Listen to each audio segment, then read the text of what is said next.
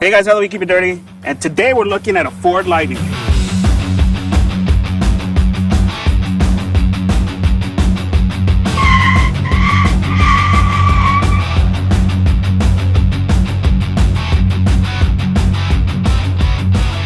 Alright guys, so today I have Rusty with me. Rusty runs SoCal Tacos and Truck, all those meetups that you guys have seen us on. And today he's given us access to take a look at his Ford Lightning, which I've been looking forward to check this thing out for a very long time. So Rusty, why don't you take us through it? So what year is this? And yeah, what are the specs on it? 2022 Lightning Lariat, ordered about 15 months ago. Actually, the day they released it, we placed the order. Ford called yesterday and it came in, and we basically did everything feature-wise that we could do to it that we felt made sense. It's pretty loaded, it's extremely fast, and very capable vehicle. Cool, so let's start with the outside of it, man. So first of all, it just looks like a regular F-150. You guys have seen plenty of videos about it at this point, but there are a few subtle changes. You got side sensors, which I never saw before on a regular F-150. You got the really cool tailgate, which I love the new design. I wish they would have done this design on the Raptor. Really like this. I don't know why, but I like that. I think the design-wise, I think they did a really good job of kind of modernizing it and make it stand out from a typical F-150, but still keep a traditional pickup look. I also noticed you got basically ditch lights right here on your steps as well, right? Yep. Now this is a linked suspension, right? It's independent in the rear. Yeah, it's not a live axle. It's four-wheel independent. Really? I have to get under there and check that out. The pumpkin with the full drive unit. So yeah, it is kind of like an A-arm. Yeah. So it's an A-arm setup, full skid plates. That's a must because of the battery. That's pretty interesting, dude. Because if it's an A-arm, man, think of the possibilities. Yeah, like stretching it out. Yeah. I mean, your CV axles are going to be your limiting factor back here. That's the only drawback. But how much you want to bet you can make this into a solid axle and integrate the motor right in the middle of it, dude, and be able to get that extra travel that you're going to want in the back. You should be able to get some robust travel just out of the A-arm. Dude, the potential's definitely there to make something wickedly fast out of this, man. Whether, unfortunately, going down, though, man, I'm looking at this, is you only can go down maybe like 2 inches or so before it starts hitting the axle. It's at 5 inches is what they make a kit for right now. Yeah, even the pockets and the frame and everything look good. Look the same almost.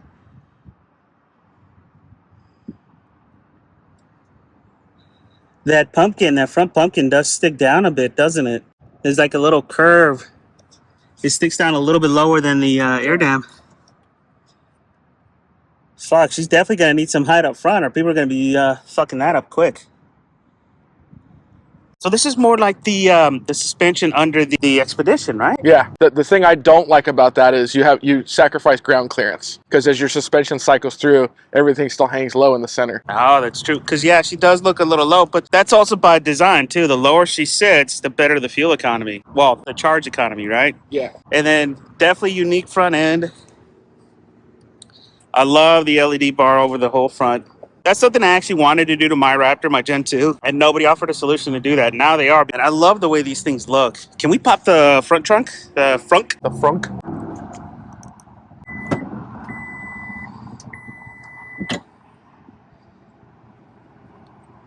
Wait, you actually got this from Gosh for Temecula? Yeah. And you got it at Sticker from them? No markup. How? Because I ordered it. Yeah, but those guys are awful when it comes to that, dude. I know, but they worked with me and didn't charge me a markup. And that's a shock, dude. I've never heard that from them. So this does have the Pro Power, right? Yep. Now, that's not standard on these, right? You do have to get it as an option. I think it is standard in the Lariat package. Okay. And I love that, dude, because you can plug in whatever you want here. And then, what is that little sign? Looks like it's someone on a bicycle. Yeah, right, 1913. Wonder if that was like the first iteration of the truck. Oh, look at the battery. That's a tiny little battery. I'm not sure what that all operates. Well, you still got to have a 12-volt battery in these trucks. You can't just have the regular battery and nothing else. It's not that all the accessories. Yeah, to run all the accessories and all that stuff. So it's a lot like the Tesla style where they went with the smaller battery. We've tested this. There's a panic button. We put my kids inside and made them escape. And then you do have LED lights up here too, which is great. These are the same lights that they use on the bed too. And then a small cooler down here. And you got, does this have a drain hole? It does. The drain hole and everything. Fuck, dude, it even smells new, man. All I keep thinking about is like, how much gear can I fit up front here, you know? Now you got to put the groceries in here. And then it just push button to close, right? Yeah. I also see that there's a front camera there. Yeah, oh, there's cameras everywhere. So it has like the 360 cameras all the way around, right? Has a front camera there. There's a front one above the windshield on each of the mirrors. There's one that does the cargo area of the bed and also the tailgate. Which one of these is a charger, or is it both sides? This one over here. So it's the driver's side? Yeah, we haven't figured out how to open it yet. I would assume it's like some sort of a push. Oh, there it is. And then you do have your fast charging, which is pretty cool. What's that for? Oh, that's just to open and release it. Interesting. Wonder what that does. I haven't read the book yet. I wish it was on both sides, right? Like you can use both sides or something like that. And we got it with both chargers, so we have the regular charger and then the 240 rapid charger as well. Can we open up the back now? This should have the power assisted liftgate, right? With the button? Yeah. Dude, I love the fact that the light goes all the way down. The Gen 3, it only comes here and then you get 3 little LEDs there, right? I hate that it looks incomplete. So I love how they did the full light. Same tailgate as all the other F-150s. So you get the little pockets, you got the tailgate step, which is good. And then Pro Power on board. So this is very much just like the standard F-150 bed, except you get a much better style lights and all that stuff in the back. One thing Ford messed up on in our order is we did order a factory spray and bed liner and they didn't do it. Really? So they're going to have to do it after the fact. And that sucks because you're not going to get that really cool Ford logo back there. I know. That sucks. I really like the style of these, man. Really do. Let's go take a look at the cockpit. Oh, wait a minute. I just realized that. So you have this little cutout right here too, huh? The regular F-150 beds just go straight down. So you do have a cutout. Interesting. And I love the badge. Oh, shit. Yeah, that looks really cool. Electric American made. A lot of people don't realize that, you know, Ford and shit, even Tesla are like the very few American made ones. Ooh, look at that graphic.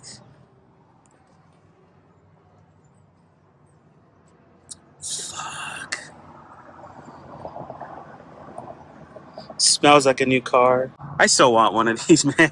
I want one of these more than I want a Gen 3. The thing I like about it is the driving experience is insane. It's so fun to drive. I bet, dude. So this is the Lariat package. So you do get ventilated seats, right? Yep. And it's a really cool two-tone seat, which I dig, man. I hate when it's just a single color. It's just nice. So a lot of you Raptor guys, especially the Gen 3 guys, will be familiar with this. So this is the same. But what's different is you get that really cool infotainment system. Panoramic sunroof. Is that something that you can get without? You can get it without also, yeah. Because I know that those things are a headache. Because, dude, honestly, something I wish I could do, if I had the money, I would freaking do it, is get an F-150 Lightning and do a long travel setup. I think it would be one of the baddest fucking trucks on the trails, dude, because of all the instant torque you get. The torque is insane. Yeah, because that's all you. When you're off-roading, the horsepower don't matter. The torque is what matters to keep you on the power, because you're always in the high RPMs to get the most amount of torque. And this thing has torque from the beginning, so this would be an amazing range. Once we go through the touch screen, if you go into off-road mode, that gives you locking rear differential option. Dude. So you can sync the two motors together and lock it. And I did it on accident. We stopped, I put it in off-road mode and turned the corner, and it barked just like you're locked up. Think about it that way, guys, right? Like, this would be the perfect rig that can do everything. So you can put it in off-road mode. You could rock crawl with it. You could do a lot of really cool stuff. Torque on demand means you're not going to have wheel spin, you're just going to climb over stuff. And then for us high-speed off-road guys, we don't have to sit in the high RPMs. The torque is there, and you could just freaking have it on tap and just go. This is such a good platform, and a lot of people don't realize how cool EVs can be for off-roading. All right, so let's check out the back really quick. It looks a lot like an F-150, right? No real changes here. You do get looks like the storage underneath, right? Yeah, there's some storage. And this is collapsible too, which I like. Ford's always big in making that whole back end flat. And then because this is an EV, you don't have to deal with the battery pack back here, huh? And they do have the lock. Very cool. So let me hop in on the passenger side and let's check out the menu system. So one thing I did notice, this has a push button start. So it's not like Teslas and all that stuff where it just assumes it's on once you're inside. So how's the screen so far?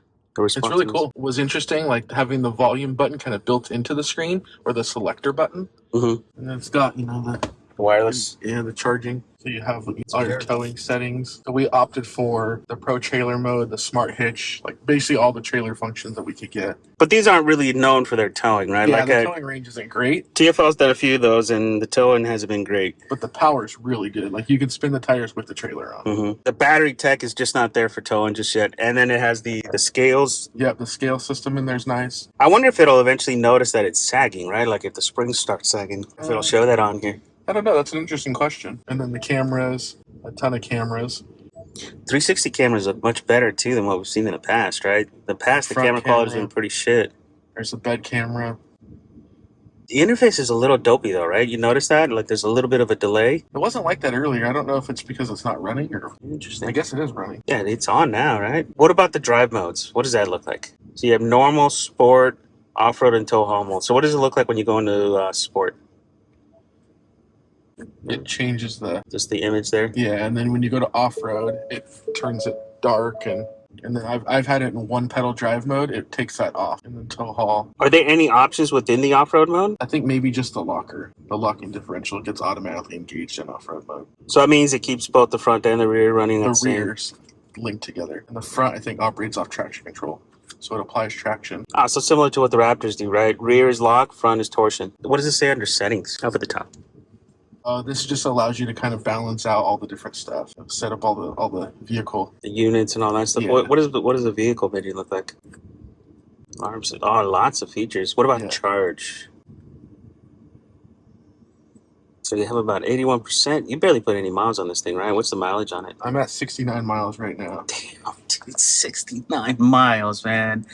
Wow. And the interesting part is we picked it up yesterday, and I had 271 miles of range. And since I've been driving with the one pedal, it regens. So I barely used any battery. When you say one pedal, what it means is that it automatically regenerates, so that when you let off the gas, it acts like a manual truck and it starts regenerating, right? Correct. It uses the engine brake to recharge the battery. Yeah, a lot of you Tesla guys are probably familiar with that already. So a lot of your F-150 guys are probably not, but it's the only way to drive an EV. It takes some getting used to, but it's awesome. Cool. And you still get ventilated seats, heated and all that stuff. Yep. You get everything you get in an F-150.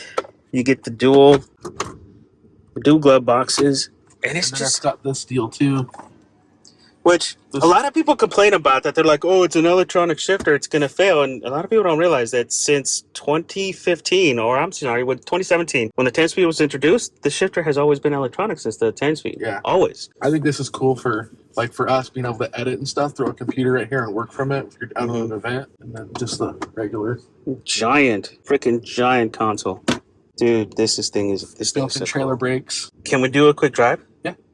All right, so we'll just start out in normal mode. Can we put the map on? I actually want to see what that looks like. And then this expands out, so you can have it more screener. I think with CarPlay though, you're limited. I wonder if the onboard maps give you more options for that. And I'm still in one drive mode right now. Dude, look how quiet this is.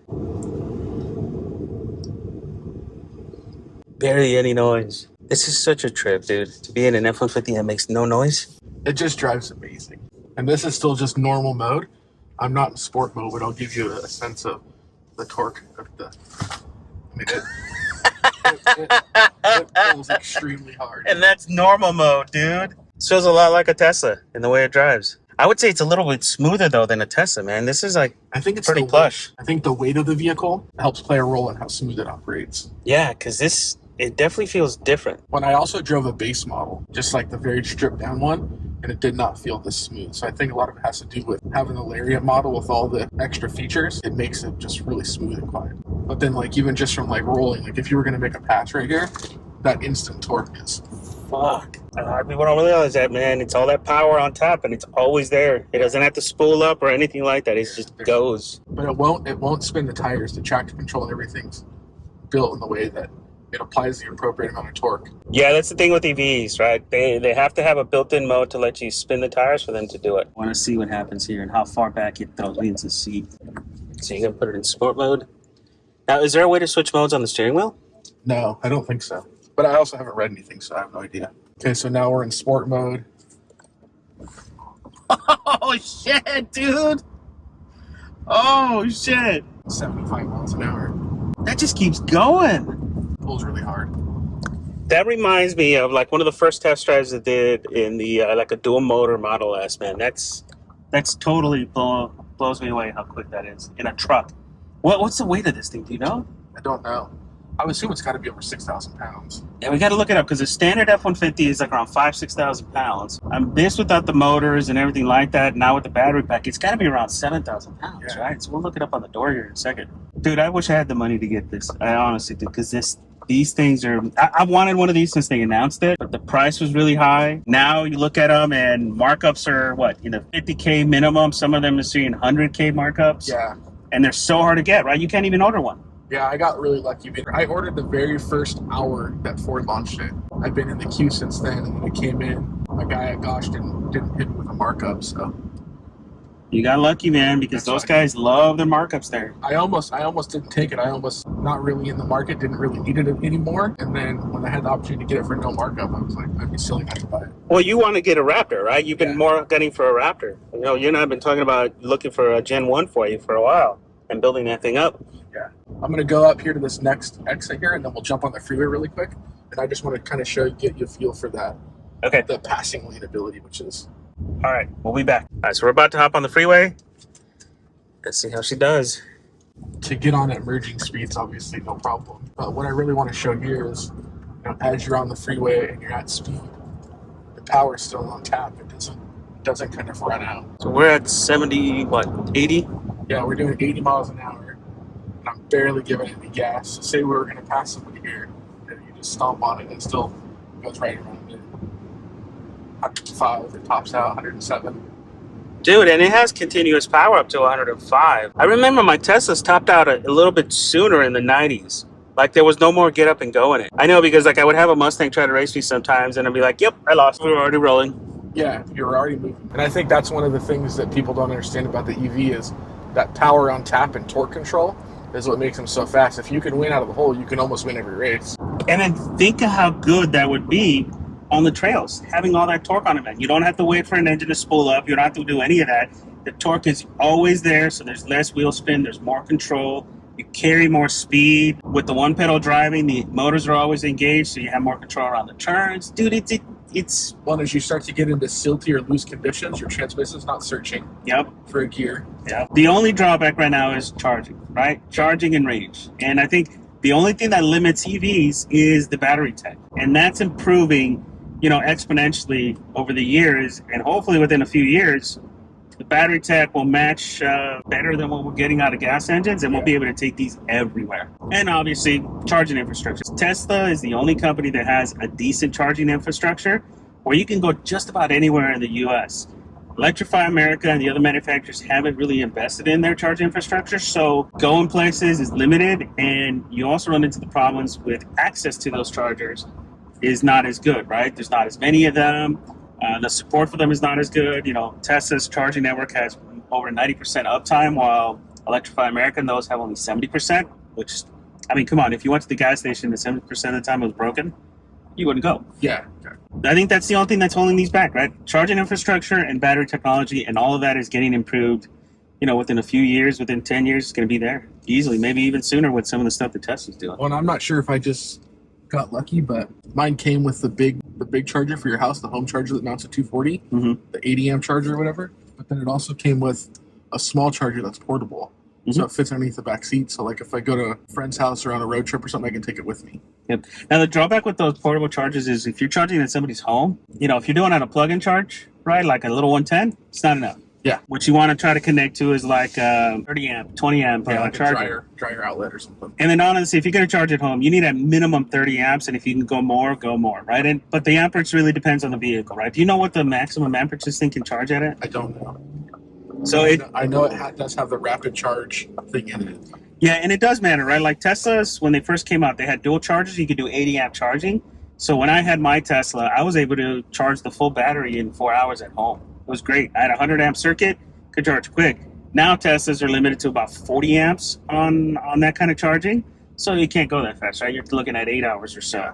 It would be interesting to see what Ford can do at home, right? Are they doing 40 or are they doing more? I think this one charges at home on the big charger from 15% to full in 6 hours. 6 hours. So you're probably closer to 40 to 60 amps then. I think 60. Yeah. You have to see what it is. And it all depends, right? Like, just because the charger can do 60 amps, you actually have to have 60 amp service into the charger in order to get those speeds, right?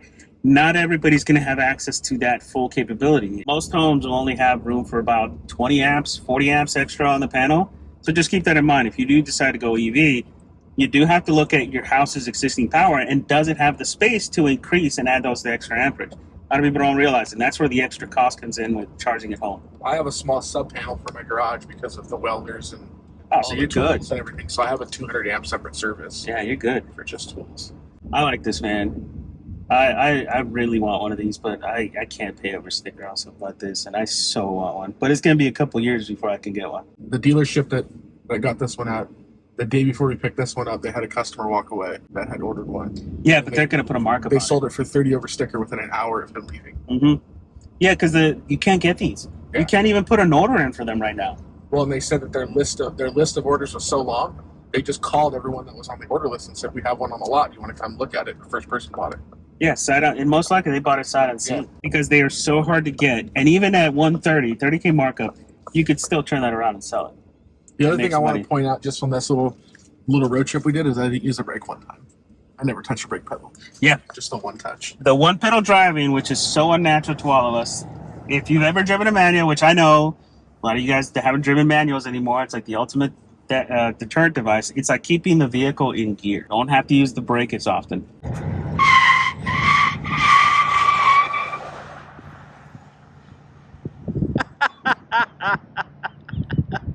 Holy shit!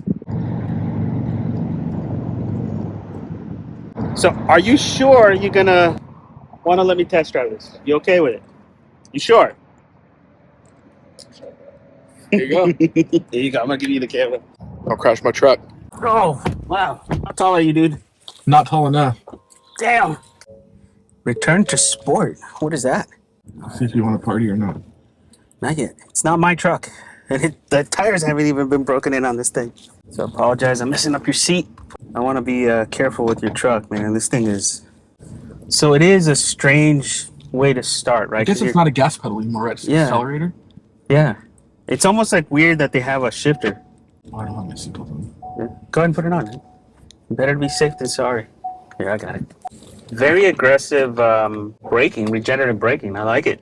You want to turn that off? No, I like it on. When I had it on my Tesla, I had it at its max regenerative braking because it gives you more control, right? Yeah. It's not just about regenerating power back into the truck because you'll never get enough for it to make a huge difference. You know, you have to be going down, the grapevine or something like that to get a couple percentage points.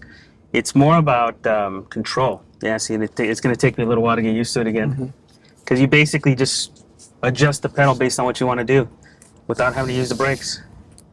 Is this quieter than a regular F-150? Because I feel like the F-150s have so much noise in them. I think the fact that there's zero transmission and no engine noise, no exhaust, no rattle underneath the cab, makes it super quiet. Like even almost every Raptor I've had, right? You get on the freeway and you hear all the wind noise. We did notice yesterday that you do have to kind of slam the doors, so maybe the gasket system is improved to help with keeping the noise down for that EV experience. The steering feels different too. It doesn't feel as numb as it has in the past. So I wondered if they did some improvements to the electronic steering on this. Because it does feel different. Right? Because the Raptors, I would do this and then nothing would happen. This, you can at least feel it that there's some stuff there. I think we're just going to do the loop you did. I don't want to put too much crazy miles on your truck, man, because then I'm going to be screwed and I'm going to want to buy it.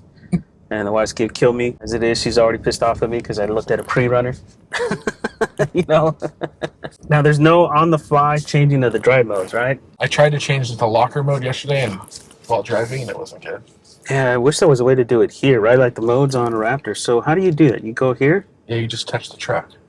And then drive modes. Yep. And go sport. Sure it's clear.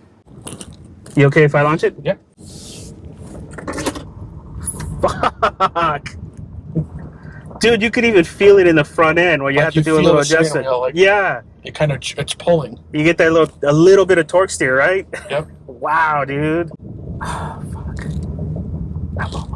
I want one so bad, dude. It was a mistake test driving this, dude. Because it's so comfortable, dude. It's so comfortable. It's quiet. This would be great on road trips. And imagine going wild with it. Yeah. Develop a solar panel tonneau cover. Subcharge. I wonder how much solar panels you would need, though, to do a decent charge. Yeah, a lot. Maybe get some of those NASA ones with the magnifying glass they use up at the space station, right? That's what you would need. I'm actually surprised there hasn't been any type of turbine or like wind. There's so much wind passing through.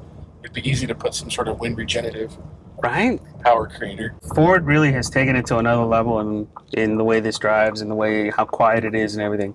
The regular F-150s aren't built this nice. Nowhere near this nice. It's very solid. Yeah, dude. Yeah, see, it would take me a minute to get used to the regenerative single pedal driving. This thing's beautiful, dude. It's beautiful. Without a doubt. Drives great, looks good, it's comfortable. I know there's a lot of you guys out there that don't want to give up their gas vehicles, but you really need to drive one. You'll be blown away. Have both. Yeah, there's no reason why you can't have both. I've always said that the EVs are going to save the V8s. Because if you notice, no manufacturer wants to do a V8 anymore. But if there's enough EVs out there and we offset it enough, we may even still see V8s keep going and become better, right? So that only the performance cars now get the big motors, as opposed to us getting V6s. Like, how many people bitched at EcoBoost coming out in the Raptor, right? If this thing would have come out a long time ago... Not a fan. Yeah, if this thing would have come out a long time ago and they already had the carbon offsets, the Raptor probably would have stayed a V8. And that would be cool as hell. Even a hybrid Raptor would be badass, dude. Done right. With, like, let's say you keep the rear powertrain gas and do full electric powertrain on the front. That would be badass. Good thing I don't have money in the bank right now to get something like this. I want it. I want it. Well, Rusty, thank you so much, man, for letting us check this thing out. Absolutely. I so want to buy one. I so want one. I got one for sale. I know. So for those of you guys that are willing to pay a little bit extra, this one's going to be for sale. I'm going to try to post this video up before he sells it too. But this thing is a beauty, man. And imagine a long travel build with this thing. It'd be real fun. It'd be a crazy freaking beast. And I kind of was planning to go the opposite direction because I was thinking more of a city driver. I was actually going to do a lowering kit with some nice wheels and get the CG down low, dude, and get all the air out of the bottom of it, see if we can improve the range and stuff. I think that would be cool, like too. A sport truck style build, yeah. tonneau cover. Yeah, that's a cool thing about this, right? Yeah. You can go either direction. Mm-hmm. A sport truck build would be really cool, right? Because then you can really get it down low. I mean, you can even probably do a little bit of weight changes and get it to go faster, hack the motors. There's so many options for this thing, and that's what's great about the F-150 platform. You can do all that. This thing's Ford's doing it right with this kind of stuff, man. I just wish they would do it a little bit better with the Raptors, with the new ones, you know? Yeah, they're sharing a little too much, but dude, this is awesome. When they offered it to me yesterday, no markup. I tried to buy a Raptor R at the same time, no markup. I'm like, will you give me one of those too? Thank you, man. Yeah. This thing's great. Appreciate it. All right, guys. If you guys have any questions, comments, put them down below. Thanks for watching.